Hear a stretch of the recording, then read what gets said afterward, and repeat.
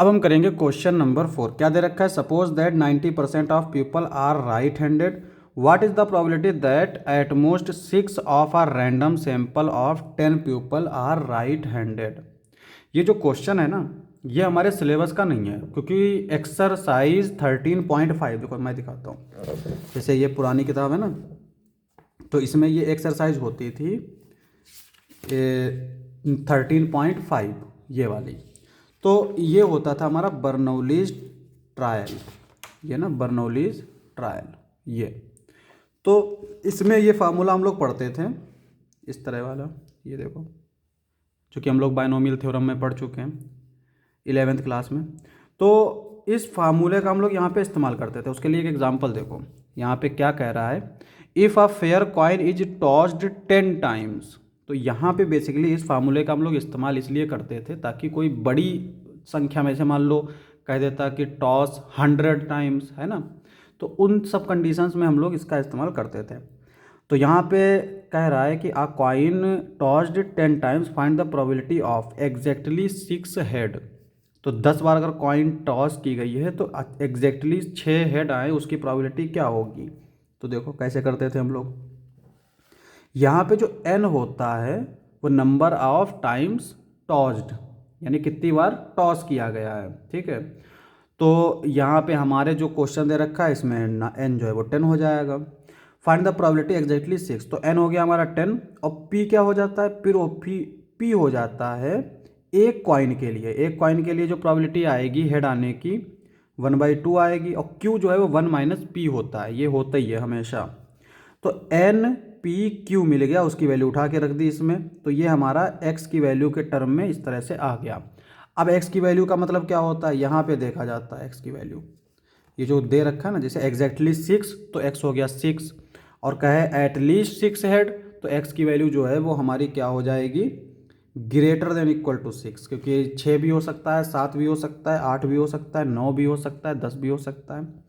Eight most 6 head, at most का मतलब ज़्यादा से ज़्यादा 6 होंगे, 6 भी हो सकते हैं, 5 भी हो सकते हैं, 4 भी हो सकते हैं, 3 भी हो सकते हैं, 2 भी हो सकते हैं, ये सारी चीज़ें हो जाती हैं। तो इसीलिए इस एक्सरसाइज का क्वेश्चन है, और एक ही क्वेश्चन है, ऐसा नहीं है कि इसमें बहुत सारे भरे पड़े हैं, हटा दिए गए, लेकिन ये रह गया होगा कहीं से। तो ये हमारा इसी तरह से होता है। तो अगर इंटरेस्टेड हो तो हम इसको करा लेते हैं, वैसे इसका जो है ज़रूरत है नहीं, चलो कर ही लेते हैं। तो हमारा जो हो जाएगा क्वेश्चन, सबसे पहले n निकाल लेते हैं। n हमारा क्या है, ये 10, ठीक है। उसके बाद में p जो है वो है हमारा, p क्या है, 90% है ना, 90/100, तो ये आ जाएगा 9/10। q हमारा क्या है, 1 - p, यानी कि 1 - 9/10, ये आ जाएगा 1/10। तो ये हमें p q मिल गया। Since p x is equal to 10 cx 9/10x 1/10 10 - x। Direct हमने फार्मूला लग दिया, यहाँ पे ये p था और ये q होता, बाकी सब सेम रहता है, ठीक है। यहाँ पर n - x होता। अब यहाँ पे हमसे क्या कह रहा है कि what is the probability that at most 6, at most की बात कर रहा है, इसका मतलब 6 होगा, 6 से कम होगा। तो मतलब हमसे पूछ रहा है p x less than equal to 6, ये पूछ रहा है, ठीक है। अब एक चीज़ देखो, यहाँ पे जैसे 6 है तो पहले 6, फिर 5 4 3 2 1 और एक 0 वाला, सारे केस आएंगे क्योंकि एटमोस्ट की बात कर रहा है। 1 2 3 4 5 6 7 टर्म होंगे, और इन सातों को फिर हमें सॉल्व भी करना पड़ेगा। अब अगर हम यहाँ पे देखें तो मैक्सिमम कितना है, 10। इसका मतलब ये हुआ कि 6 के बाद 10 तक ही जाएगा। तो इसको अगर हम देखें 6 के बाद से, तो ये आएगा 7 8 9 और 10, कितने टर्म हो गए, 1 2 3 4, 4 ही टर्म हमें सॉल्व करने पड़ेंगे। तो इसको हम लोग ऐसे लिख सकते हैं 1 - p x greater than equal to 7, ठीक है। तो ये हो जाएगा 1 - यहाँ पे x की वैल्यू पहले 7 रखो, फिर 8 रखो, फिर 9 रखो, फिर 10 रखो, तो 7 रखेंगे तो सी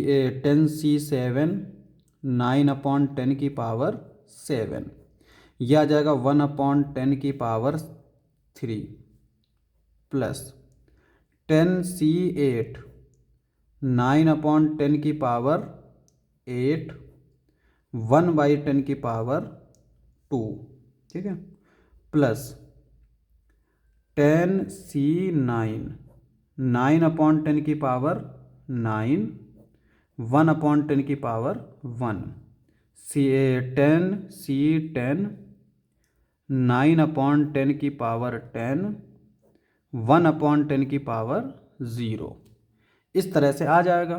ठीक है, अब देखो इसको अगर न्यूमेरिकल फॉर्म में दे रखा होता तो हम इसको सॉल्व करते, लेकिन क्वेश्चन में जो है वो हमें इसी फॉर्म में दे रखा है, यानी इसको कैसे लिख दिया गया है 1 माइनस, देखो बीच में समेसन है तो समेसन वाला साइन लगा दिया। आर की वैल्यू हमारी 7 से लेकर 10 तक जाएगी, तो जहाँ पर ये वैरी कर रही है उसी को हम वैरी करा लेते हैं। तो ये हमारा किस फॉर्म का हो जाएगा 10CR 0.9 की पावर R, यानी इसको हमने 0.9 लिख लिया और ये हमारी R हो गई। यहाँ पे 0.1 की पावर, क्योंकि 10 से ही माइनस कर रहे हैं, इसी को हमने लिख लिया है, बस यहाँ पे एक्स पर R कर दिया है 10 - R। ठीक है, तो ये हमारा आंसर हो जाएगा।